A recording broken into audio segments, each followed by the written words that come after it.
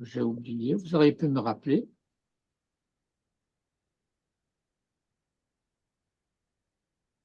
Et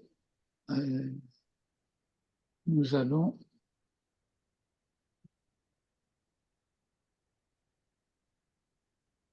alors, nous allons lire le texte dans l'original. J'ai pas eu le temps de le transformer en Word. Et donc, cette édition, qui est une réédition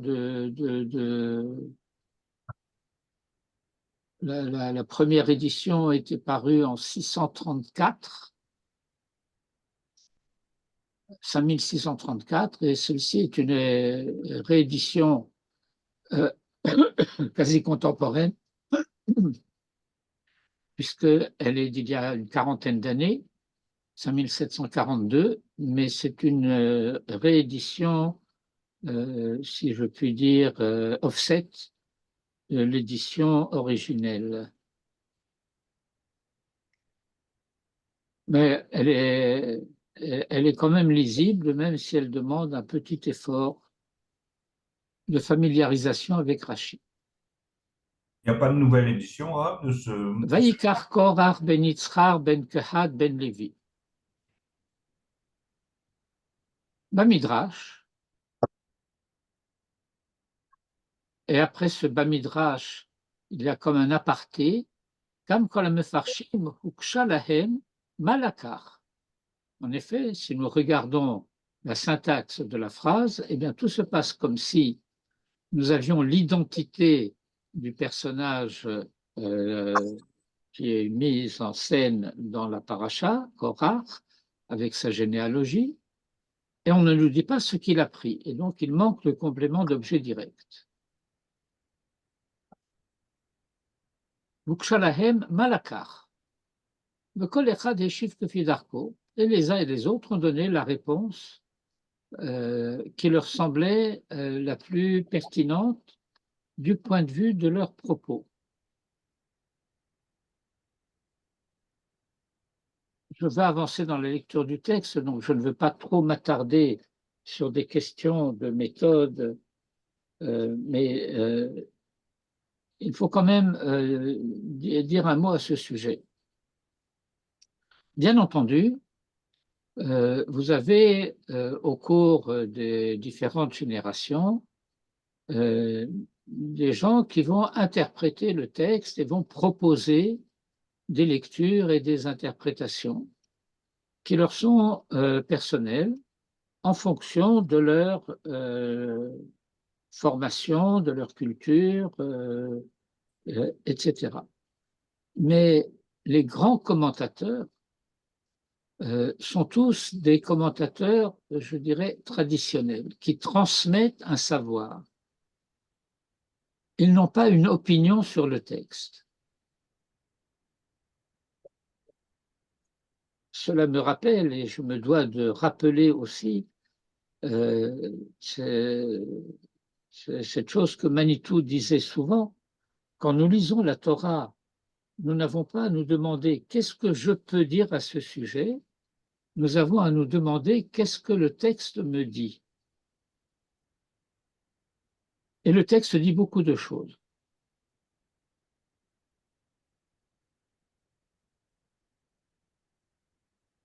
Le texte dit beaucoup de choses, et si je veux rappeler un petit enseignement de M. Chouchani à ce sujet, dit, eh bien, Shivin Panim la Torah, et puis chaque mot de la Torah, à la limite chaque lettre de la Torah, peut se lire à 4 niveaux, et il y avait 600 000 âmes des Hébreux sortis d'Égypte. Et étant donné que nous avons cet enseignement à propos du verset Ten chelkenu betoratecha, donne-nous notre part de la Torah, et notre part de la Torah, c'est la lecture qui est propre à chaque neshama. Et par conséquent, disait M. Chouchani, Chaque neshama, ça veut dire que chaque mot de la Torah, à la limite, en tout cas chaque sujet de la Torah, a 600 000 fois 70 fois 4 explications. Vous pouvez faire le calcul, ça fait beaucoup. Mais ce ne sont pas des opinions, ce ne sont même pas des avis. S'il y a un avis, pas un avis, mais un avis, il concerne la pertinence de telle ou telle explication pour le lieu, le temps, la génération dans laquelle le maître parle. Et il parle bien entendu à sa génération, à sa communauté, c'est-à-dire à l'ère culturelle dans laquelle il se trouve, mais ça ne se limite pas simplement au temps où il vit, mais à ce qui se projette à partir du temps où il vit dans une certaine direction telle qu'il l'apprécie. Et il donne son commentaire en fonction de cela. Et c'est cela que signifie Kol Echad Heshiv Kefi Darko. Vehine, Yesh le Faresh. Et voici qu'il faut expliquer. Chez Lekicha Ha'amurakan, que la prise dont il est question ici, Stam, sans que le détail en soit donné, qui le kichat ta'anot, c'est le fait de décider d'un certain nombre de réclamations, de récriminations, et que celles-ci, vehem arba sibot, elles ont 4 causes. Hagormotlo, qui provoque chez Korach le horer al-hakuna, de récriminer à propos de la Kehuna.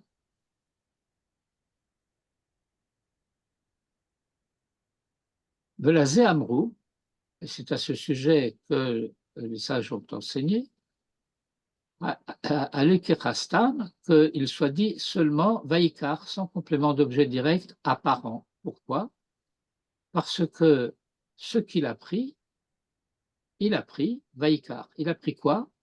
Eh bien, il s'est pris lui-même, Korach, et puis il a pris son père, Yitzhar, et il a pris son grand-père, Kehat, et il a pris son arrière-grand-père, Lévi.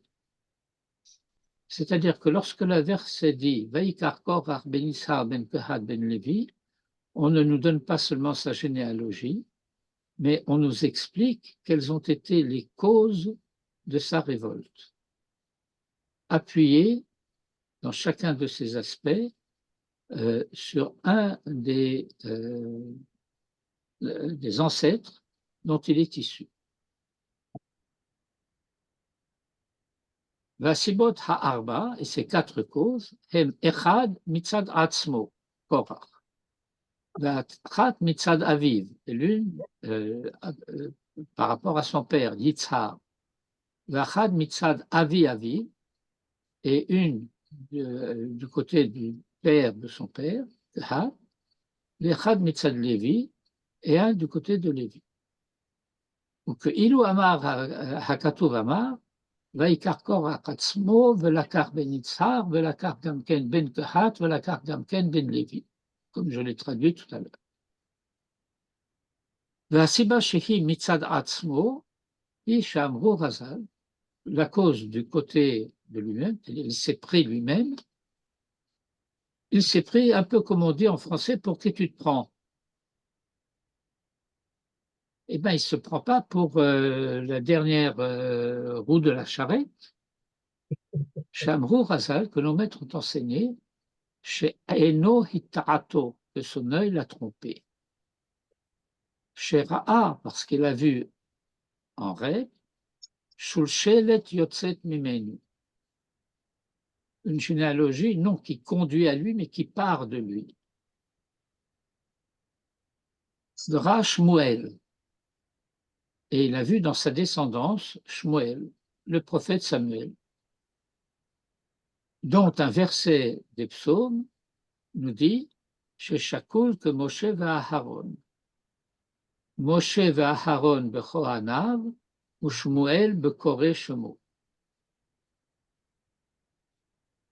Moïse et Aaron, en tant que chef de la tribu de Lévi, de Kohanav, ou Shmuel bekore shemo, et Samuel, parmi ceux qui invoquent son nom, et le verset semble faire équivaloir Moïse et Aaron à Samuel, Korim et Hachem, invoque Hachem et il leur répond.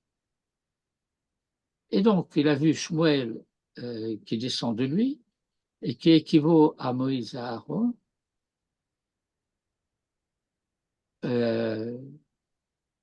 Et donc, vu l'importance de Shmuel qui équivaut à Moïse et Aaron, alors lui qui est son ancêtre a plus forte raison. Vacheni mitzad Yitzhak, la deuxième raison du côté de son père.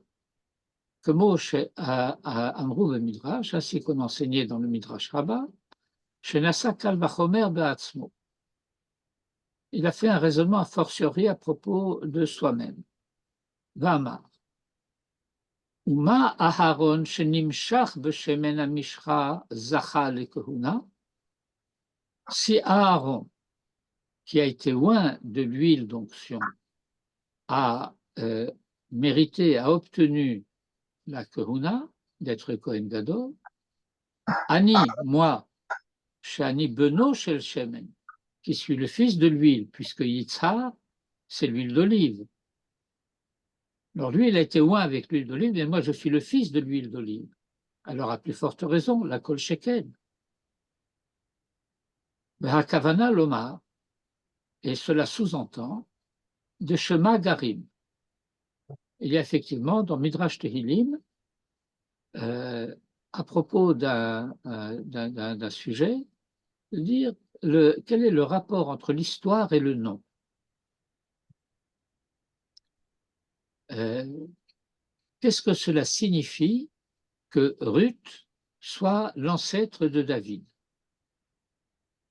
Et le Midrash explicite cela, que David riva et Akadosh Baruch Hu de Shira.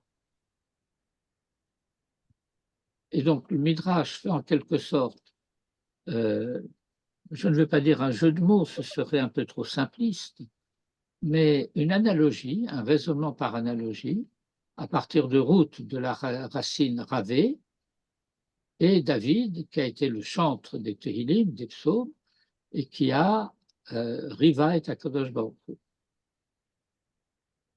Vous connaissez peut-être une expression traditionnelle du Tanakh qui a été reprise pour être le nom d'un quartier, et même peut-être plus qu'un quartier en Israël, Gan Ravé.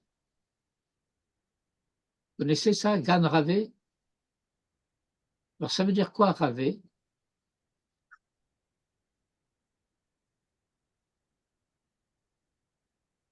Arrosé? Ben, c'est un jardin bien arrosé. Arrosé, c'est ça. C'est un jardin fertile.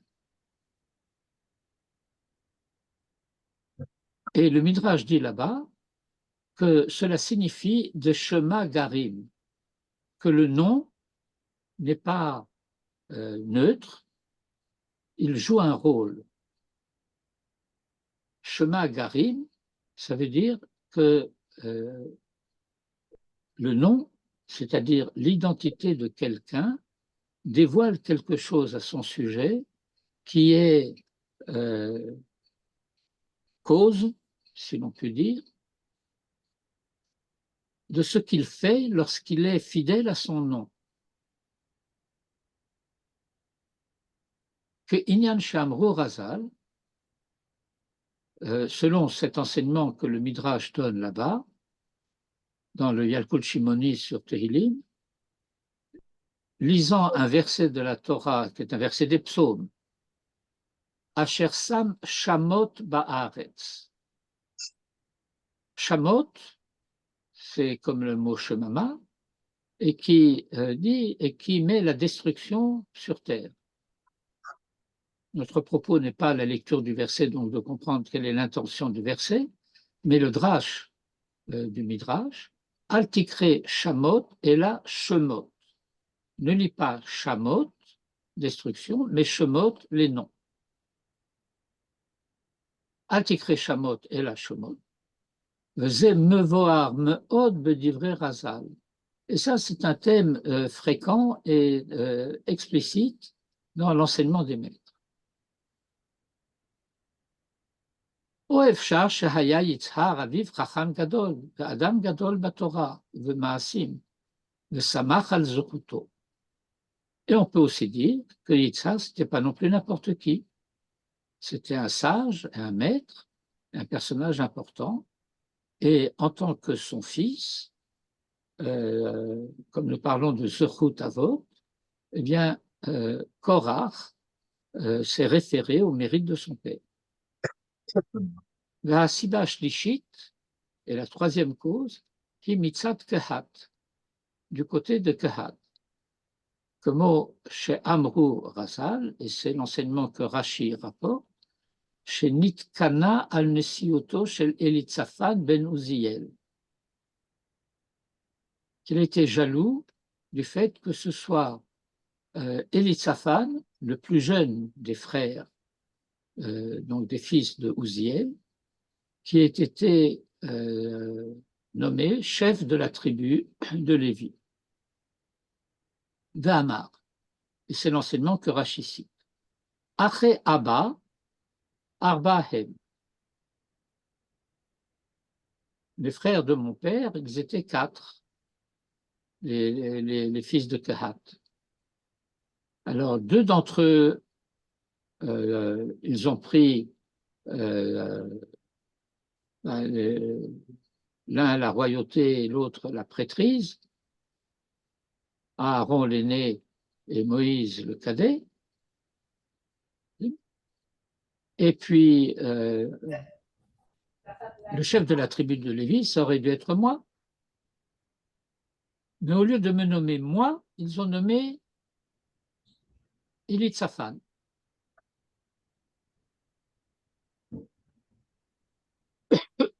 Et dans le commentaire que Rashi cite, Korach proteste et il dit ça, il l'a fait de son propre chef. Alors que la tradition nous dit qu'il a nommé Elitzaphan Al-Pi Hashem, sous la dictée de Dieu.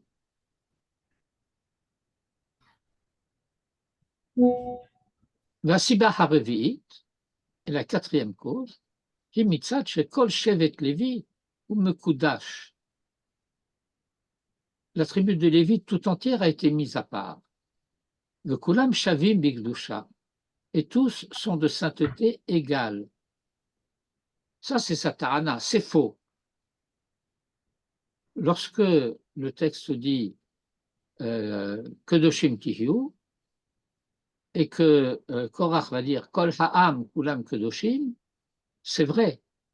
Mais ce que Korach feint d'ignorer ou de refuser, c'est qu'il y a des niveaux de sainteté, de même qu'il y a des niveaux de sagesse, il y a des niveaux de compréhension, des niveaux de connaissance.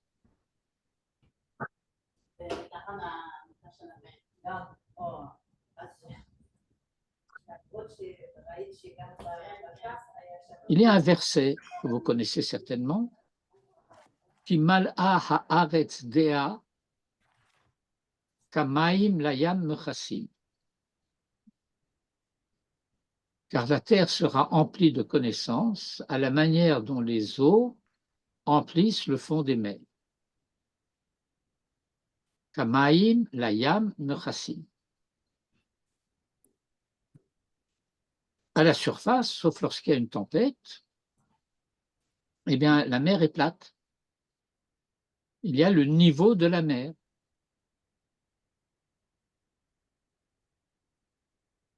mais la profondeur de la mer n'est pas la même en chaque endroit, parce que quand le verset dit Kamaim la yam mechassim, le mot yam, littéralement, signifie le fond de la mer, comme nous dirions en hébreu aujourd'hui, karkaït hayam. Eh bien, le fond de la mer, lui, il n'est pas horizontal. Il y a des crevasses, et puis il y a des montagnes sous-marines. Et donc, il y a des endroits où la mer est peu profonde et des endroits où elle est plus profonde et des endroits où c'est un gouffre profond. Et telle est aussi la connaissance des hommes. Certains ont une connaissance superficielle et d'autres ont une connaissance profonde, et à la surface, ça semble identique. וכולם שווים בקדושה כעניין, כי כל העדה כולם קדושים וגומר. וראה, il a considéré שכולם שווים ומיוחסים מצד לוי אביהם, שנבחר מכל השבטים, et qu'ils étaient donc tous d'égale dignité,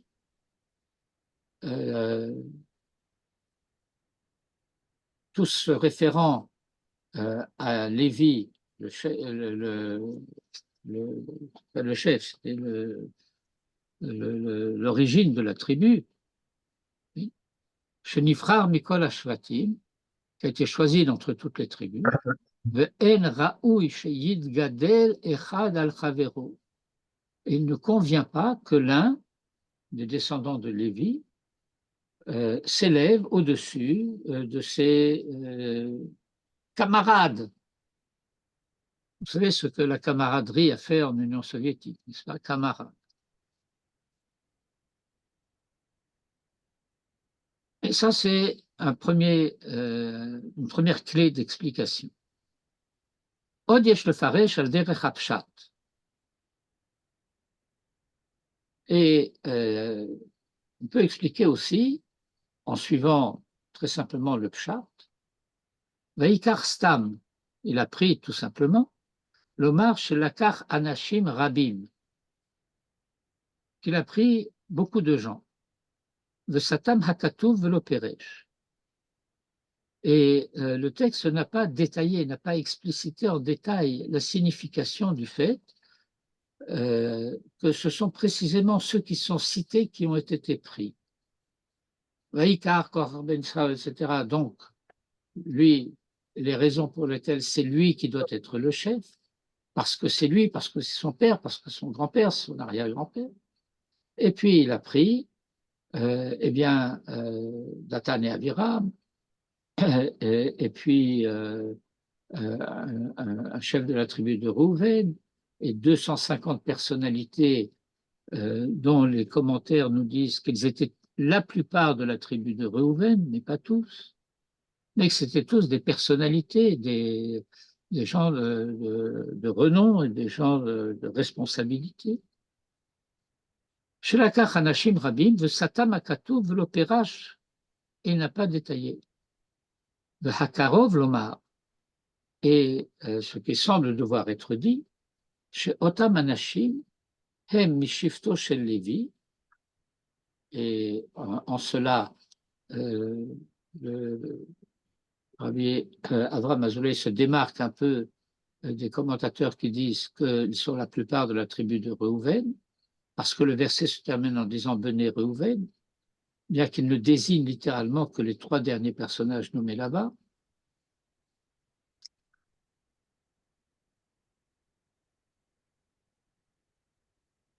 Velazé Satam Hakatuv, de Mistama Hem Mishifto. C'est pourquoi le texte n'a pas dit plus de détails, puisque, a priori, ils sont de sa tribu, ou même Mishparto, et de sa famille, ou Mibet Aviv, et de la maison de son père, c'est-à-dire la famille élargie.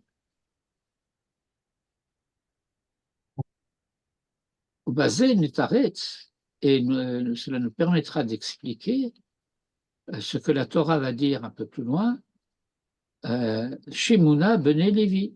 Pourquoi Moïse, s'adressant à Korach, qui dans le verset est le seul lévite, Shimuna Bené Lévi. Écoutez donc, fils de Lévi, fils au pluriel. Shimuna ben Levi, qui imlo haya mi ben Levi et la Korach levad, parce que s'il n'y avait eu de la tribu de Lévi que Korach lui-même, lo yutzda kalze Shimuna ben Levi. Alors le pluriel du verset ne se justifie pas. Vehine Rabbeinu Hananel, zichro livracha. Rabbeinu Hananel, qui est Rabbeinu Hananel? Rabbeinu Hananel est un rabbin égyptien du XIe siècle, grand commentateur du Talmud. Et dans les bonnes éditions du Talmud, vous avez le commentaire de Rabbi Hananel dans la marge de chaque page du Talmud. Parfois très bref, parfois long.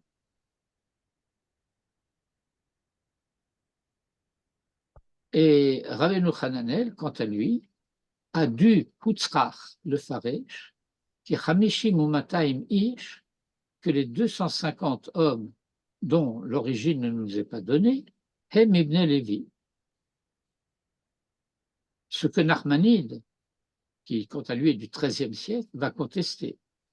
Ukvar dacha devarav harabban, zichro livracha,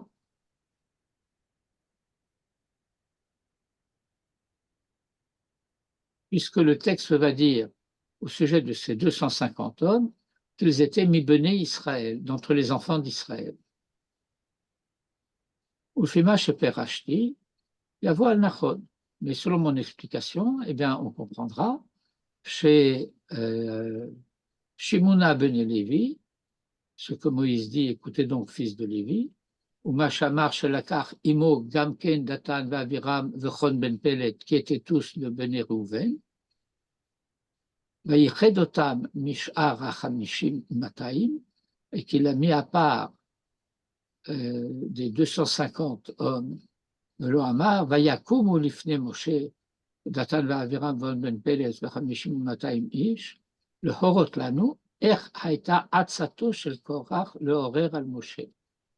Parce que ces versets dévoilent la stratégie de Korach, la stratégie et la tactique, de quelle manière il comptait mener cette révolte contre Moïse. Le Horer al Moshe. Venitrakem, le Harab Azé, et il a eu en la matière l'intelligence du mal. Nitrakem le Ra'a. Alors maintenant va venir un passage extraordinaire d'actualité.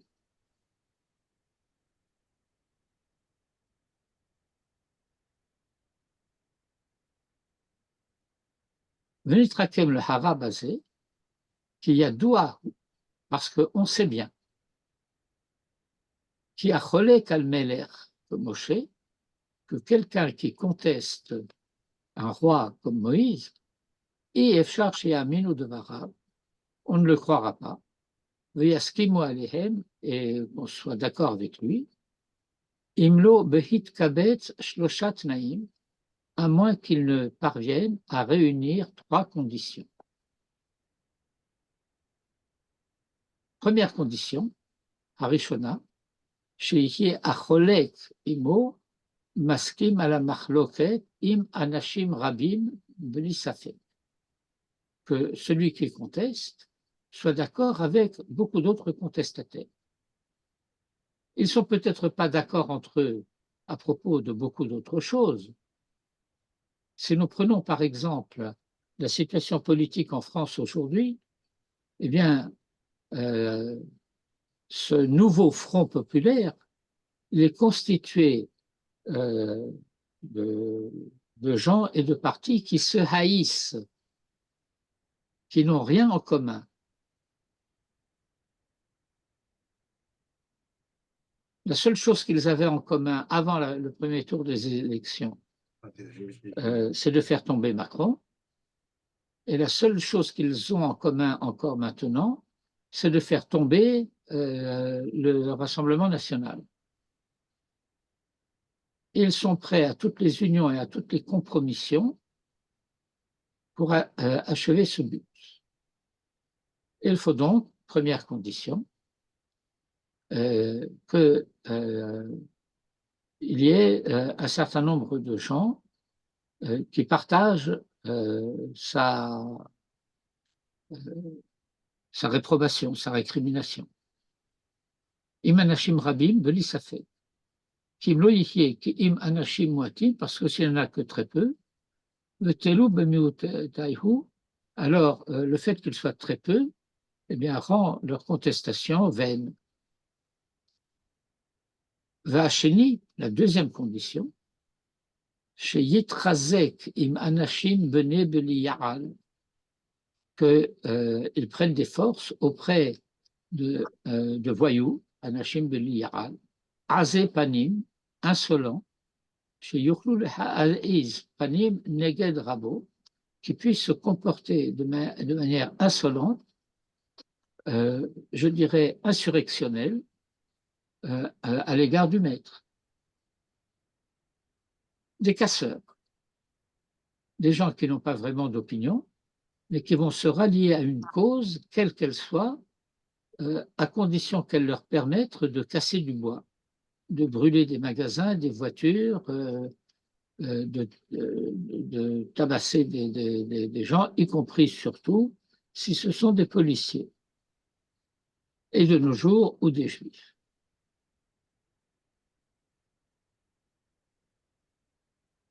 ובזה יזרז האנשים האחרים המשכימים עמו, et c'est de cette manière-là qu'il entraînera d'autres gens qui sont d'accord avec lui, qui sous la dze, efshar sheyachzeru bahem ve'yitbaishu, parce que autrement, eh bien, ils peuvent changer d'avis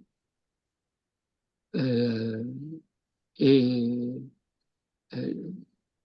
que s'il s'agit de gens convenables, alors yitbaishu. Yitbaishu, c'est pas seulement avoir honte. Bien sûr, c'est avoir honte, c'est le sens littéral. Mais c'est pas seulement avoir honte.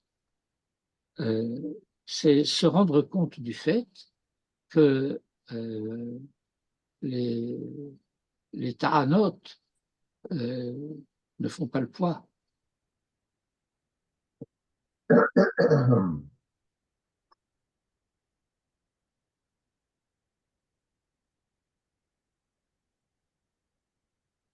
Velotit kayem matzato, et à ce moment-là, il ne parviendra pas à son but. La shlishit est la troisième condition, chez yaskimo imo migdolé ha'am, que parmi des chefs du peuple, des gens importants, considérés et considérables dans le peuple, eh bien, il y en a un nombre. Il n'a pas besoin d'être grandissime, ce nombre. Les noms doivent être importants. Si vous voulez faire signer une pétition et publier cette pétition dans le journal avec les signatures de ceux qui ont donné leur accord, eh bien, vous n'avez pas besoin d'avoir 10 millions de signatures. Il suffit que vous en ayez 250. Mais 250 qui diront Monsieur le professeur 2, Monsieur le président 2, Monsieur l'agrégé 2,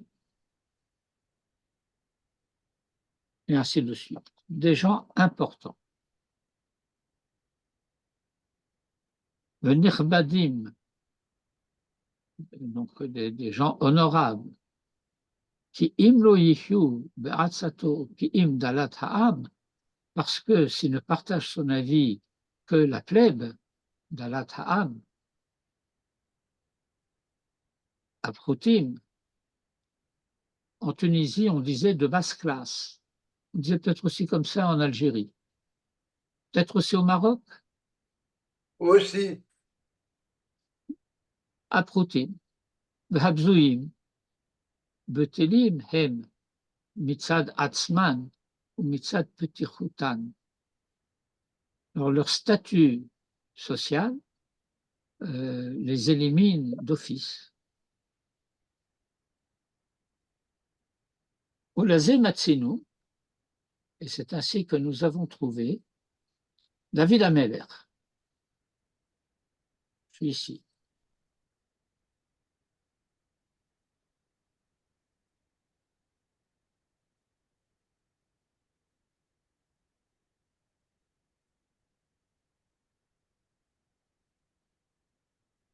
ולזה מצינו דוד המלך, עליו השלום, הוא אומר, בבוכו מפני אבשלום בנו, lorsqu'il s'enfuit de devant Absalom, vous vous souvenez, Absalom, le fils de David, s'est révolté contre son père, prétendant prendre le pouvoir.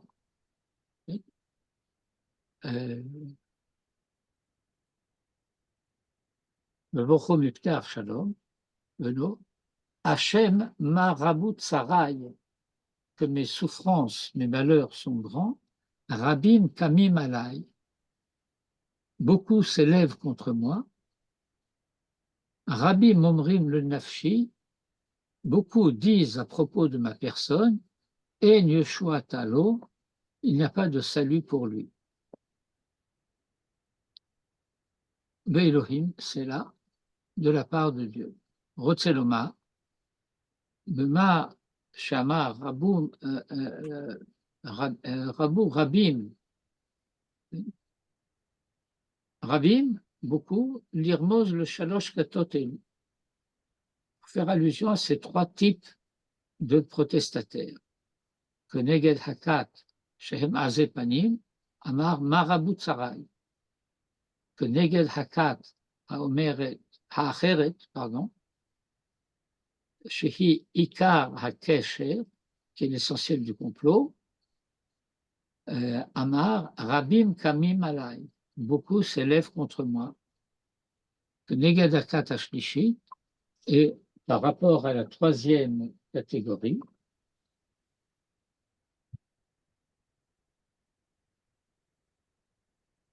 כנגד הכת השלישית, שהם הנכבדים וגדולי העם, qui sont les personnages honorables et les grands du peuple. Amar, Rabim omrim le nafshi, beaucoup disent pour ma personne, etc.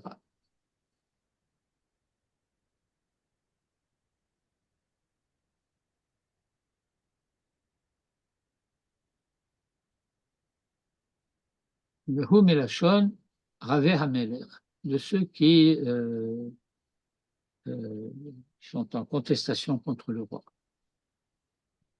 Velaze Amar Bahem, Omrim le Nafshi, En Yoshua Talo, Be'elohim, c'est là. Et c'est la raison pourquoi ils mentionnent à leur sujet, qu'ils prétendent, qu'ils affirment, En Yoshua Talo, il n'y a pas de salut pour lui, Be'elohim, c'est là, de la part de Dieu, c'est là étant un signe musical qui indique la fin d'une phrase musicale. C'est là.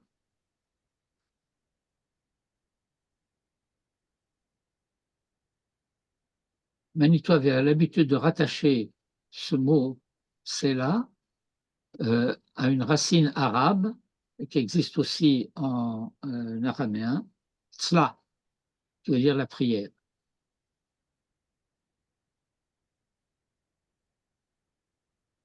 Il y a aussi des noms de famille qui sont fondés sur cette racine, slotine. Vous avez connu les slotines, Jean-Charles? Non. Les slotines à Natania, vous avez connu? Ce nom me dit quelque chose, mais je... Ou bien Jean-Charles ne m'entend pas ou il ne veut pas répondre. Vous m'entendez? Vous m'entendez? Oui. Ok. Non, ce nom... Ah! Oui, oui, oui. Oui, je connais les Slotty. La femme est décédée. Oui, lui aussi. En tout cas, Non, non. Quel est le prénom? Ah, je ne me souviens pas. Non, je ne pense pas. Il a prié avec nous, là, à Jabotinsky, à une époque. Même maintenant, je l'ai vu récemment, dans la rue. Toujours est-il, c'était une famille de Natania que j'ai bien connue. Oui, oui. À une certaine époque, au début des années 90, je donnais un cours à Natania toutes les semaines et il venait à ce cours. Et puis ensuite, Manitou m'a demandé de venir à Jérusalem pour le cas où il ne pourrait pas donner le cours. Et donc le cours de Natania, ils étaient très jaloux Le cours de Netanya a cessé pendant un moment. Et puis ensuite, le Rav Kojavski a pris le relais. Oui, mais je connais bien les Slotim. C'est mon voisin, il prie dans la même synagogue, il a du mal maintenant. D'après ce que je sais, il ne vient à la synagogue que le samedi. כי זה ודאי לא יאמרו אותו, כי אם החכמים הגדולים שבישראל, parce que cette affirmation concernant l'avenir ou le sort de David, seuls des sages, des personnages importants, peuvent se permettre de dire une chose pareille. כי אם החכמים הגדולים שבישראל, לא שאר המונם, pas les gens d'une manière anonyme, כי אינם יודעים מזה, parce qu'ils n'y comprennent rien. C'est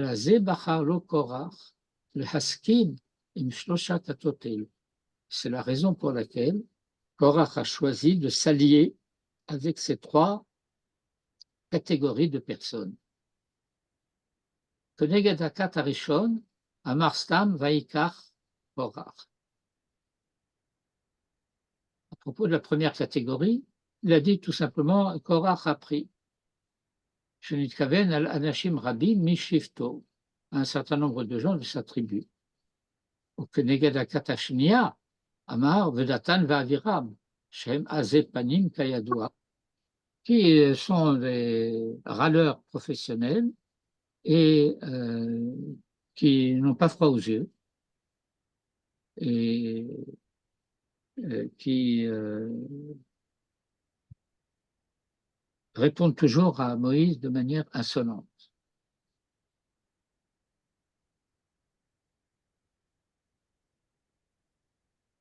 Azepanim Kayadwa, Bechol Makom, dans beaucoup de commentaires et dans les Midrashim, on rappelle qui étaient Datan et Aviram.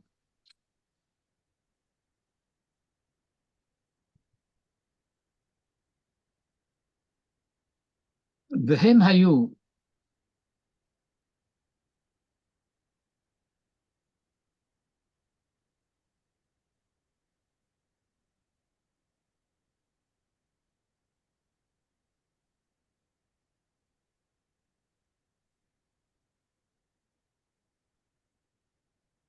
qu'est-ce que j'ai fabriqué?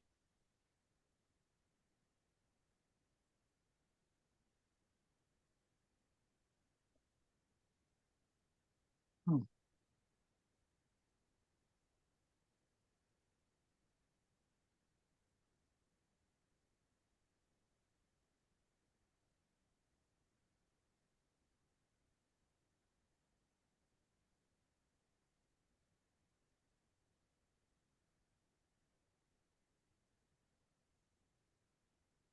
Behem Hayu, Baale Machlokto shel Moshe Bemitzraïm.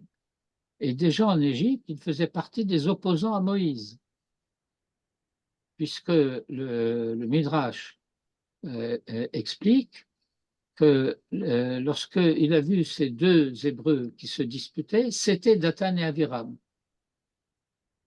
Et Moïse, à ce moment-là, est l'héritier du trône de l'Égypte. Et lorsqu'il leur dit, mais pourquoi vous battez-vous? Il dit, Misamcha. Et cette expression Misamcha, c'est de l'hébreu populaire un peu grossier, mais qui veut dire qui tu es toi?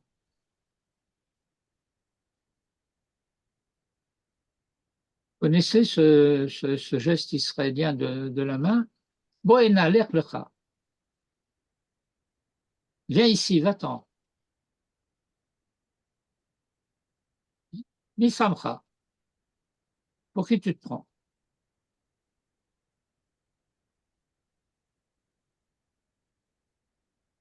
Misamcha liish sar veshofet, zehu ma shemevakesh mehem korach.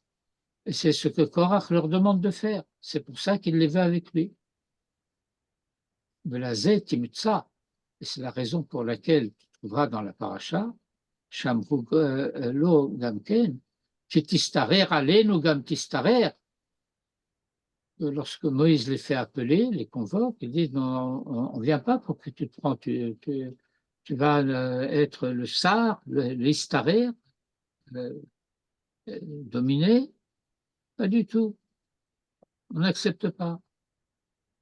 Kinit kanu besriruto ugdulato bemitzrayim. Parce que déjà en Égypte, ils étaient jaloux de sa grandeur et du fait qu'il ait été nommé par Dieu, désigné par Dieu pour être le délivreur. Nitkanu besrarato begdulato bemitzrayim. Bemidbar, et aussi en Égypte, dans le désert. Velazé amar bahem, et c'est pourquoi il est dit à leur sujet, d'ailleurs, comme lifne Moshe, pourquoi? Chez Izu, parce que eux savaient se conduire de manière effrontée. Le haïs panim, c'est littéralement être effronté, avoir le front de front F-R-O-N-T, hein, c'est pas la fronde, c'est le front de.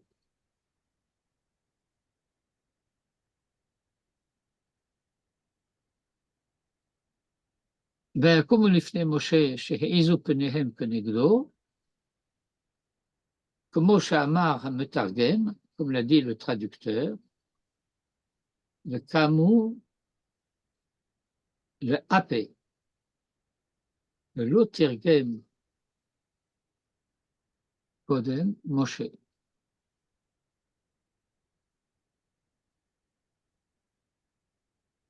Il est traduit à part, pour eux-mêmes,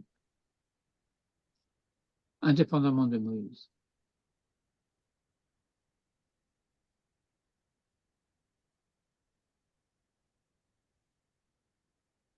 והנה, or, Korach, שצירף עמהם הון שאף הוא הסכים לעצתו, ou עצתם, qui a adjoint à leur conspiration On Ben Pelet,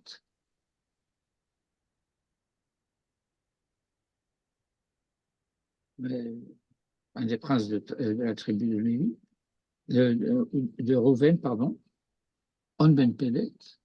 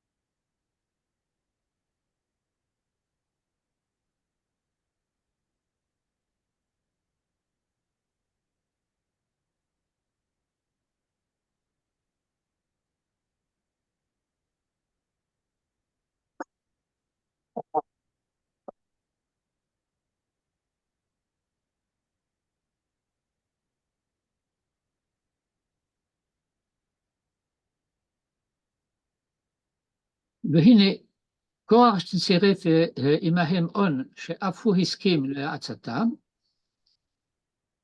או אפשר שנתכוון לצרף עמהם הון כדי לעורר לומר שאם אפשר שיהיה שר ושופט על ישראל, אין ראוי שיהיה כי אם משבט ראובן, שהוא הבכור,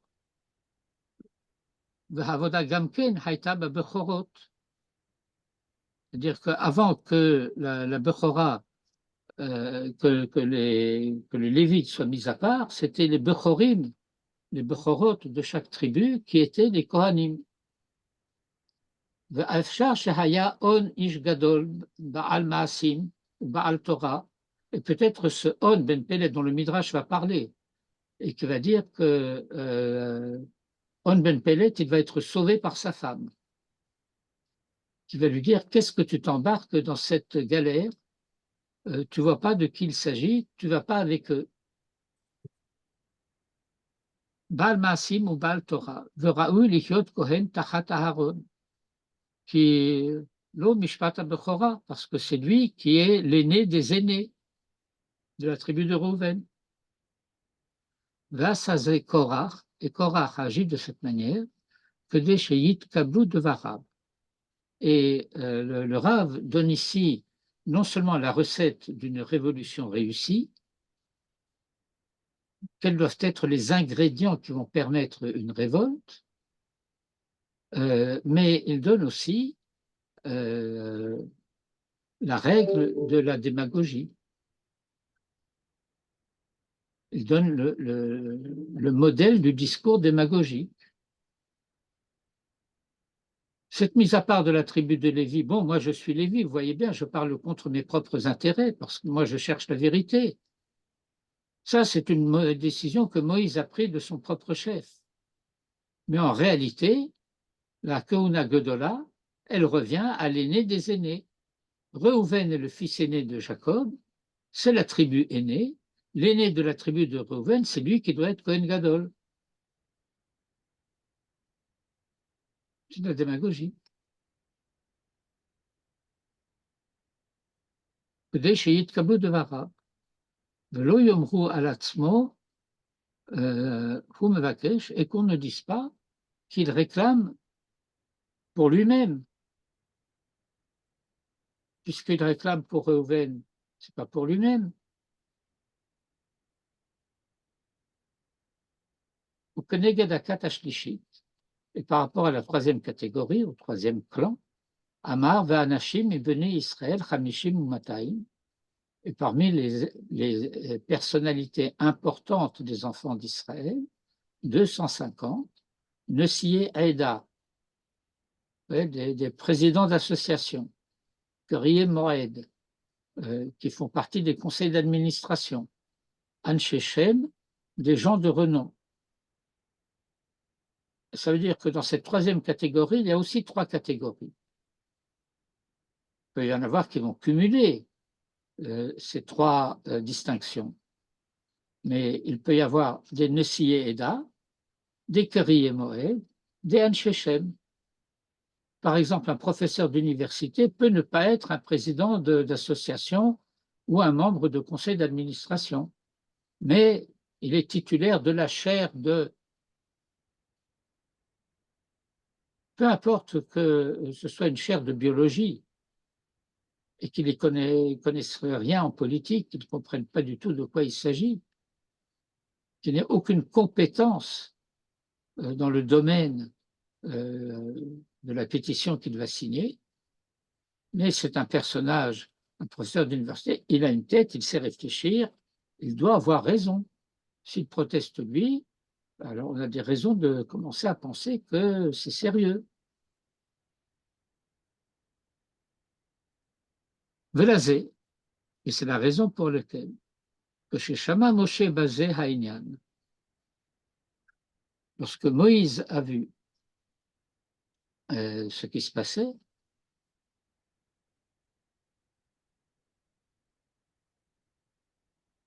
Naflulo Panav,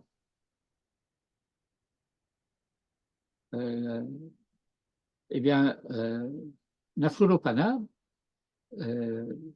ça peut vouloir dire s'attrister, ça peut signifier perdre courage.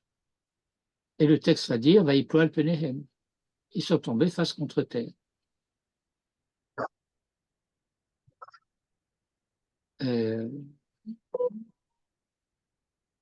Moïse va se défendre. Il va tenir un langage comment dire, d'autodéfense.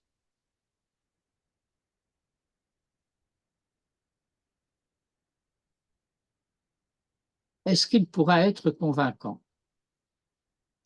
Ce n'est pas évident.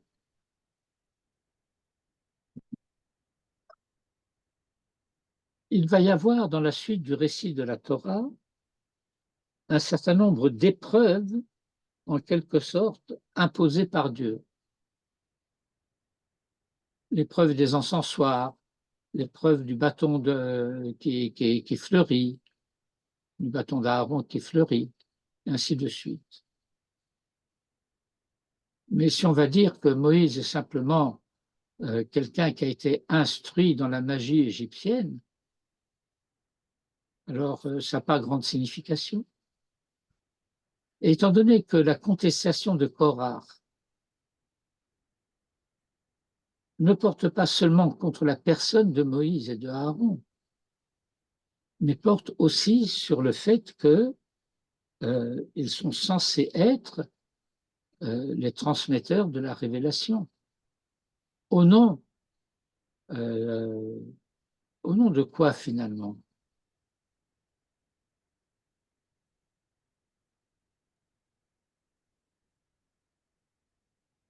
Bah, il y a eu des plaies en Égypte, il y a eu tout ça. Oui, vous avez bien vraiment vu ce qui se passait là-bas?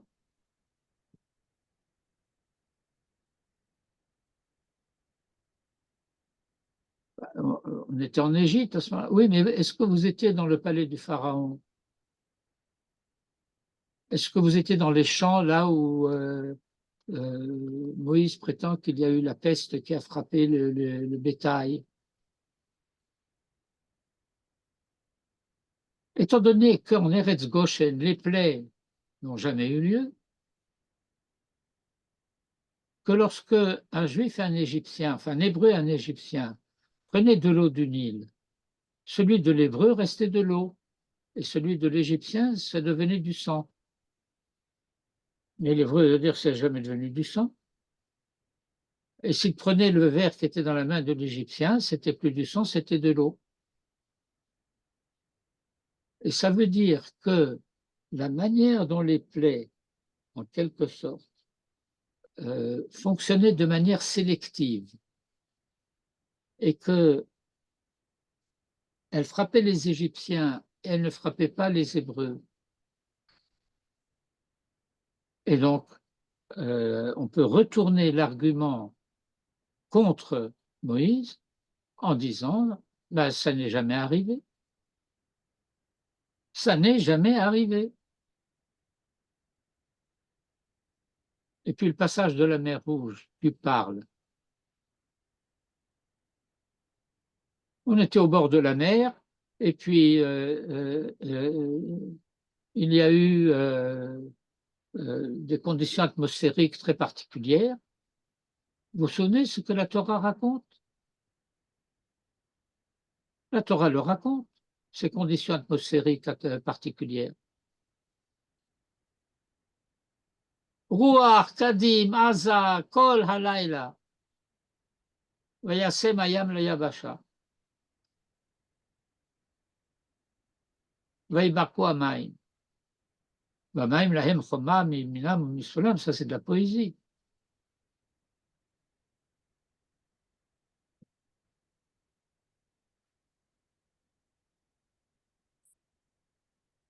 Nafulo Panav, qui Haya Hakesher Amitz, parce que comment s'appelle, la conspiration était puissante. Qui Hayu Gedolim Venechbadim Raché Am.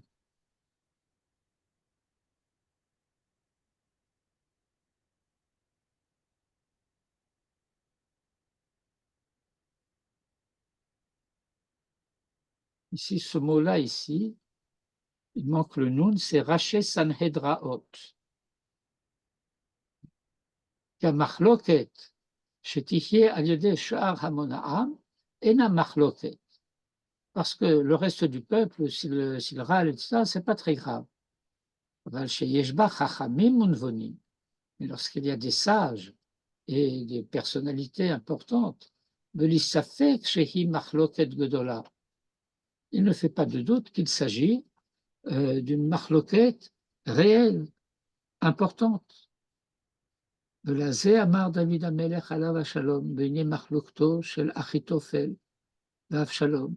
Et c'est la raison pour laquelle le roi David, à propos de la contestation de Absalom et de Achitophel qui était supposé être un de ses conseillers, Et lorsque la tradition veut parler d'un conseil, d'un mauvais conseil, lorsqu'on donne à quelqu'un un conseil qui est en réalité contre ses intérêts, on dit Atzat Achitophel.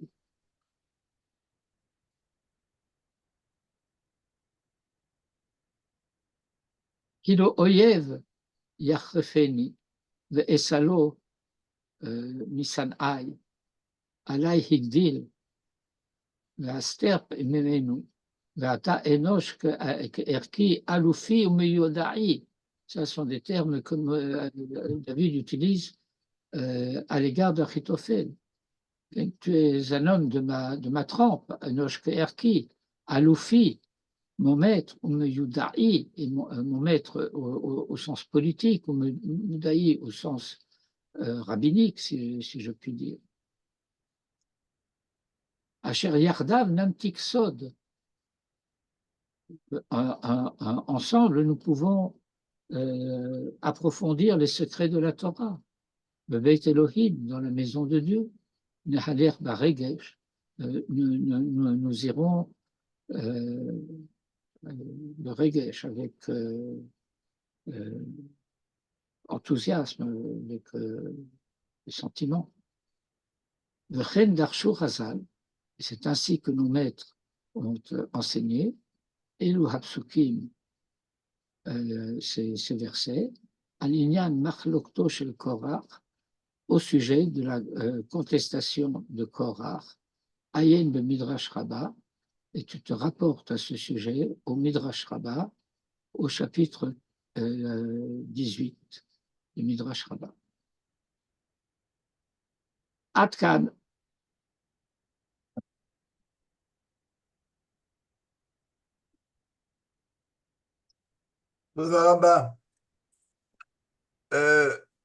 Question que j'ai encore à travers la tête depuis un moment. Quel lien existe-t-il entre la punition de Korah et la faute de Korah? En quoi c'est Mida Keneged Mida qui soit englouti par la terre? Ah, alors,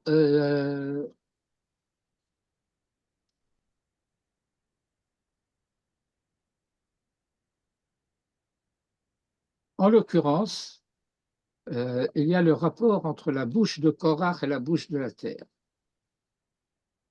Ça veut dire que d'une certaine manière, il y a une manière de parler donc d'ouvrir la bouche, qui est mortifère.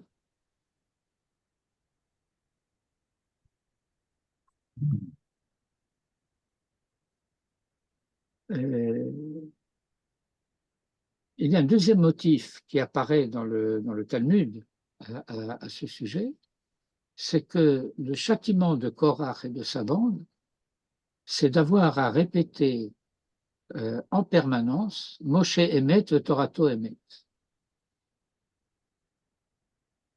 Que ça, c'est Mamash, Mida Keneged Mida. En plus de Pi Ha-Aretz.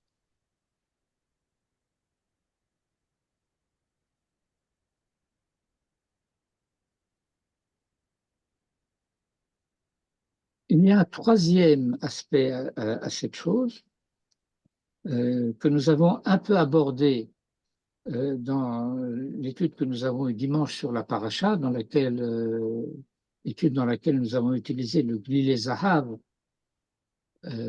qui était particulièrement moderne, si je puis dire, dans ses analyses, et qui explique que les arguments de Korach étaient des arguments vrais,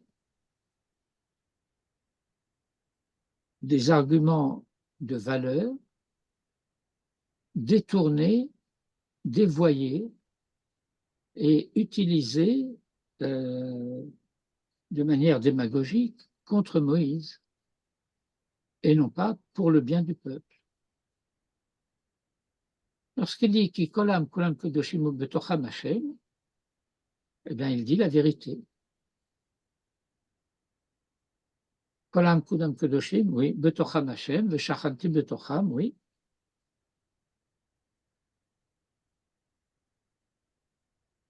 Oulam Kedoshim, oui, non, parce que Kedoshim, Tihivu.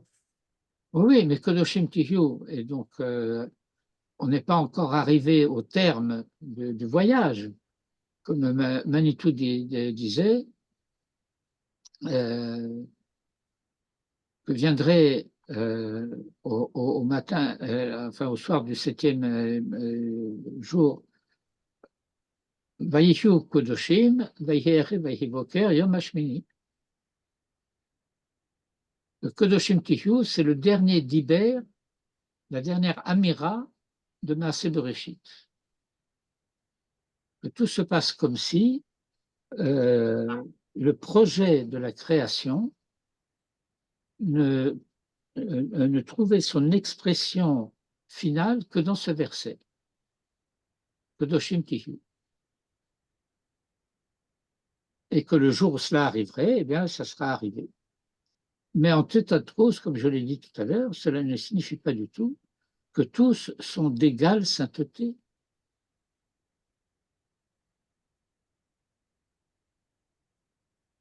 Par exemple, dans les sacrifices, on parle en français, donc je dis sacrifice. Je n'aime pas le mot et je n'aime pas l'idée. Eh bien, les sacrifices s'appellent des kadashim. Et puis il y a Kodshe Kodashim, et puis il y a Kodashim Kalim. Kalim et Kodashim.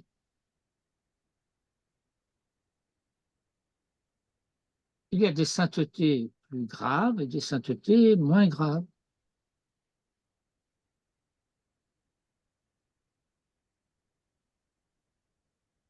Ok, merci beaucoup. Shabbat Shalom et Chodesh Tov en même temps. Sauf Shavuatov, Chodesh Tov, Shavuatov, Tov, et toute cette sorte de choses. Amen, amen. Amen. Et Repoach Shelema. Amen. Voilà. Baruch Tiyeh, Vechen Lemar.